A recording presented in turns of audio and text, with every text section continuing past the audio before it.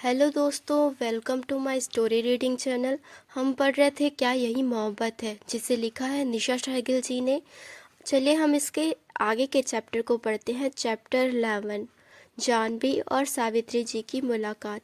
सावित्री दादी दादी ने जानवी का हाथ पकड़ा और कहा, चल पहले सोफे पर बैठते हैं, मैं तो खड़े खड़े थक गई। दादी ने जानवी का हाथ पकड़ते हुए उसे सोफे पर ले आई और जानवी को बैठाकर खुद भी उनके पास ही बैठकर बैठ गई।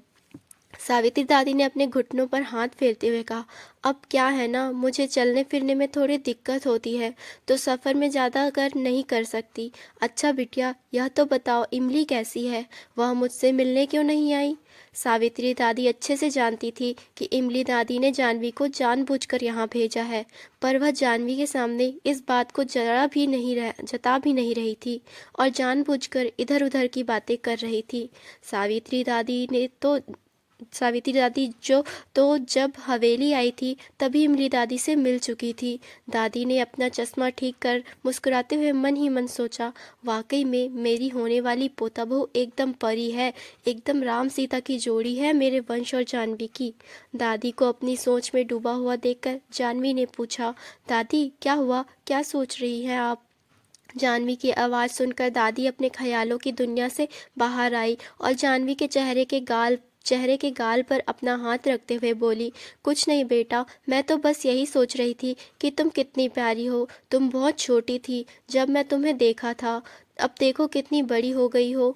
दादी की बात सुनकर जानवी थोड़ा सा शर्मा गई। फिर उसने कुछ याद करते हुए कहा, अरे हाँ दादी, वह तो मैं यहाँ पर कहने आई थी कि जमुना दादी ने कहा है कि आप सभी का खाना हमारे साथ वही हवेली में है, आप सभी डिनर के वक्त वहीं आ जाना। दादी ने कहा, ठीक है बेटा, हम सभी वहीं आ जाएंगे। तभी जानवी भी किसी को ढूंढते हुए बोली, दादी वह जीजू नहीं नजर नहीं आ रहे हैं, कहाँ है? तो सावित्री दादी ने कहा, अरे यही तो था, अभी शायद अपने कमरे में होगा, कुछ काम था।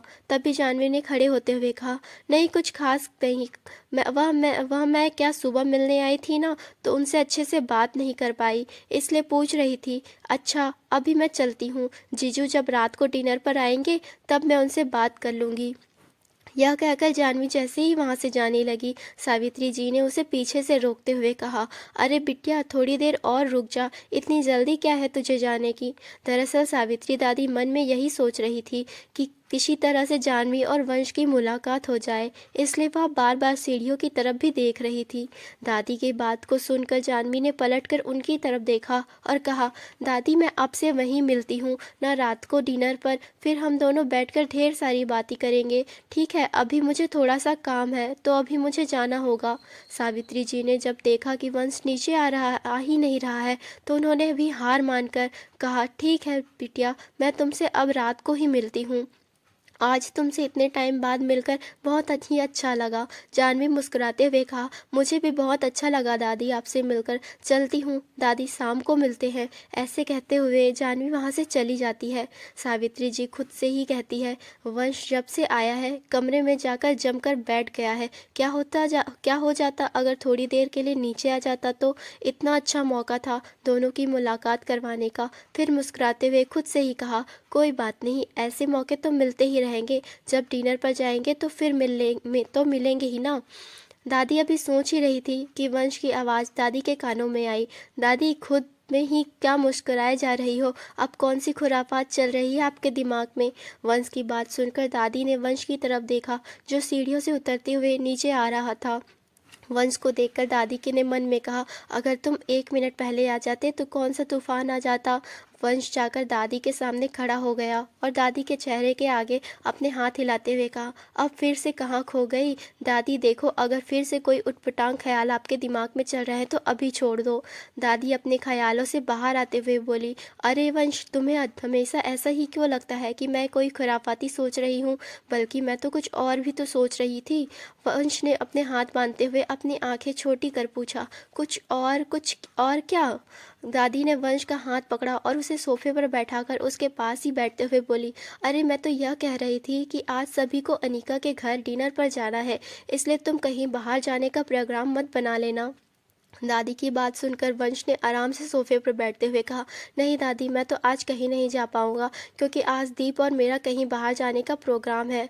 तभी दीप ने वहां आते हुए कहा, क्या कहा दादी, हमें अनीका के घर जाना है डिनर पर? कोई बात नहीं, हम प्रोग्राम कैंसिल कर देते हैं, मैं ज़रूर जाऊँगा। वंश ने हैरानी से दीप की तरफ देखा, क्योंकि बाहर जाने का प्रोग्राम दीप ने ही बनाया था और अब अनीका के घर जाने के नाम पर उसने यह प्रोग्राम कैंसिल भी कर दिया था। दीप दादी की दूसरी साइड आकर बैठते हुए बोला, हाँ वंश, दादी सही कह रही है, तो जाने में क्या बुराई है? और बोलो, कितने प्यार से हमें बुलाने आए थे, तो हमें जाना चाहिए ना, वरना उन्हें बुरा नहीं लग जाएगा। वंश ने मन मन ही मन कहा, तो डिनर पर वहाँ क्यों जाना चाहता है और किससे मिलने जाना चाहता है ना, मुझे अच्छे से पता है। वंश खड़े होते हुए कहता है, अगर दीप को जाना है तो चला जाए, पर मुझे कहीं बाहर जाना है, मैं तो नहीं आ पाऊँगा। अब वंश डिनर पर नहीं जाएगा, इससे तो उसकी प्लानिंग धरी की धरी रह जाती ना, इसलिए सावित्री जी ने थोड़ा सख्ती से कहा, वंश तुम यहाँ पर दीप की शादी अटेंड करने के लिए आए हो या फिर घूमने फिरने के लिए? बस बस मैं कह दिया ना कि तुम रात को डिनर पर जा रहे हो तो जाओगे, इससे आगे मैं कुछ नहीं सुनूंगी। दीप ने भी जिद करते हुए कहा, वंश मान जाना, क्यों इतने नखरे दिखा रहा है? कौन सा तुझे ज़्यादा दूर जाना है, यही बगल की हवेली में ही तो है। अब दोनों की जिद देखकर वंश ने अपनी आई रोल करते हुए कहा, ओके फाइन, चला जाऊंगा, अब तो खुश? यह कहकर वंश वहां से मेन एंट्रेंस की तरफ बढ़ गया। दीप ने खड़े होते हुए कहा, ठीक है दादी, मैं भी आता हूँ। कहकर दीप वंश के पीछे पीछे बाहर चला गया। दादी, जो खुद कुछ देर पहले तक सख्त एक्सप्रेशन के साथ बैठी हुई थी, अचानक उनकी फेस पर एक बड़ी सी स्माइल आ गई।